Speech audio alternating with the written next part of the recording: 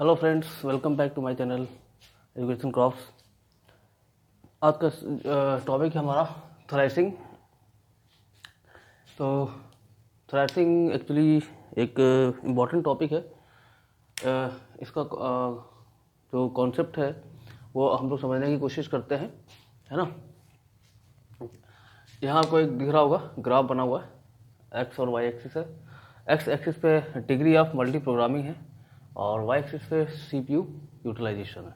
ठीक है, तो actually degree of multi programming को इंक्रीज करने के क्रम में ही थ्रेसिंग का एक इवेंट है, कह सकते हैं थ्रेसिंग। वो उसके अकर होने की संभावना होती है। होता क्या है ये हम लोग समझने की कोशिश करेंगे। एक्चुअली क्या है कि जो हमारा मेन मेमोरी होता है, जैसा रैम है ना।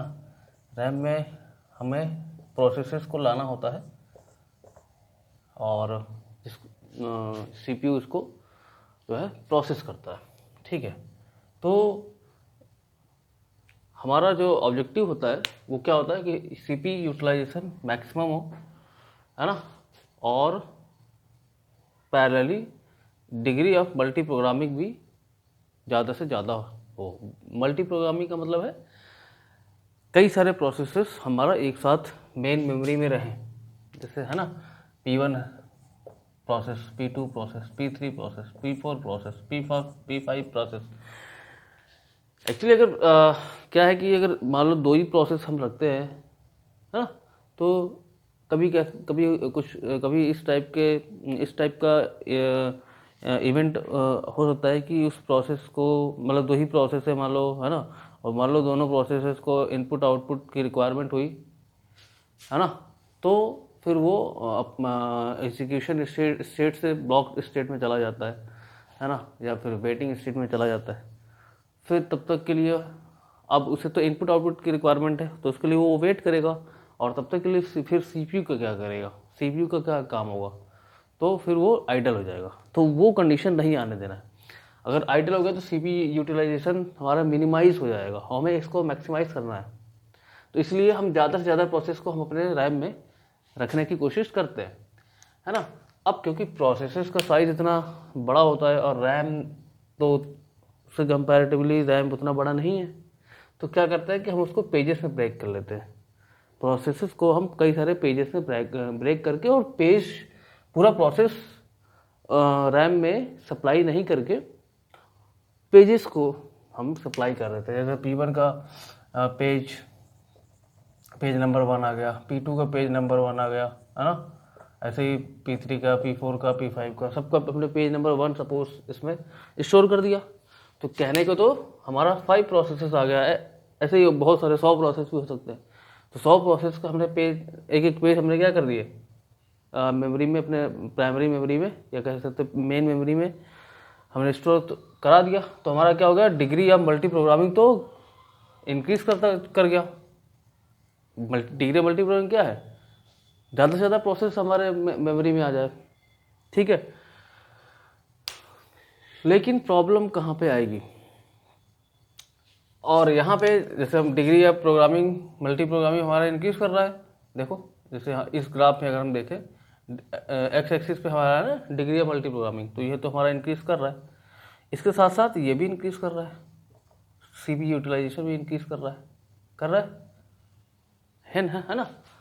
और लेकिन देखो एक ऐसा पॉइंट आएगा, इसको हमने लेमडा से रिप्रेजेंट कर रखा है, जहाँ पे सीपी यूटिलाइजेशन जो है वो पीक पे पहुँच के फिर यहाँ से ये जो है इसकी वैल्यू कम होने लगेगी सीपीयू यूटिलाइजेशन की, और डिग्री ऑफ मल्टी प्रोग्रामिंग तो बढ़ रहा है। देखो यहाँ पे यहाँ तक तो दोनों बढ़ा है, डिग्री ऑफ मल्टी प्रोग्रामिंग भी बढ़ा है और ये भी बढ़ा है। लेकिन इसके बाद, इस पॉइंट के बाद सीपीयू यूटिलाइजेशन कम होने लगा। ऐसा क्यों हो रहा है, और इसी इसी जो जो सीपीयू यूटिलाइजेशन इस पॉइंट के बाद जो हमारा कम हो रहा है, इसी को हम थ्रेसिंग बोलते हैं, है ना। इसी को हम थ्रेसिंग बोलते हैं।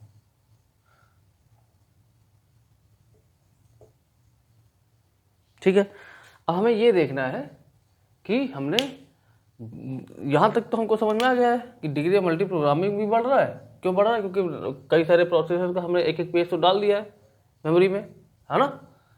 और उससे अब अगर प्रोसेस हमारा कोई कुछ प्रोसेस हमारा ब्लॉक्ड कंडीशन में जाता है तो भी बहुत सारे प्रोसेस पड़े हुए, तो सीपीयू आइडल नहीं होगा, मतलब यूटिलाइजेशन मैक्सिमम है।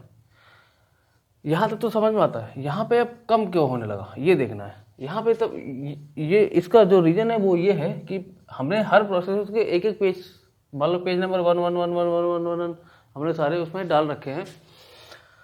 अब सपोज हमें पेज नंबर प्रोसेस 1 के पेज नंबर 2 की रिक्वायरमेंट है, तो यहाँ पर तो पेज 2 है ही नहीं, दैट मीन्स पेज फॉल्ट हो जाएगा। ठीक है, और पेज फॉल्ट हो गया दैट मीन्स अब ऑपरेटिंग सिस्टम को क्या करना पड़ेगा, पेज मतलब हार्ड डिस्क से जो है उस पेज को अवेलेबल कराने के लिए फिर उसको अपना काम करना पड़ेगा ऑपरेटिंग सिस्टम को। ऐसे ही इसका भी हो सकता है, इसकी भी पेज नंबर 2 की रिक्वायरमेंट है, इसमें भी पेज नंबर 2 की रिक्वायरमेंट है। तो कई सारे पेज फॉल्ट होने लगेंगे। कई सारे पेज फॉल्ट होने का मतलब है नंबर ऑफ मिसेस बढ़ जाएगा और नंबर ऑफ हिट कम हो जाएगा। दैट मीन्स हमारे सिस्टम की एफिशिएंसी क्या हो रही है, डिक्रीज कर रही है। ठीक है, इसी पेज फॉल्ट की वजह से ही यहाँ पे सीपीयू क्योंकि अब सीपीयू को तो प्रोसेस जो करना था वो तो मिल ही नहीं रहा ना, जो पेज नंबर चाहिए वो तो है ही नहीं, तो आइडल हो जाएगा। तो सीपीयू यूटिलाइजेशन क्या होता जाएगा, डिक्रीज करता जाएगा। और मल्टी प्रोग्रामिंग तो बढ़ ही रहा है। मल्टी प्रोग्रामिंग तो हमारा प्रोसेसेस तो पूरा है ही। Multi programming, degree of multi programming तो बढ़ ही रहा है, लेकिन उसके पैरेलली जो हमारा सीपीयू यूटिलाइजेशन मैक्सिमम होना चाहिए था, इंक्रीज करना चाहिए था, वो डिक्रीज करने लगा।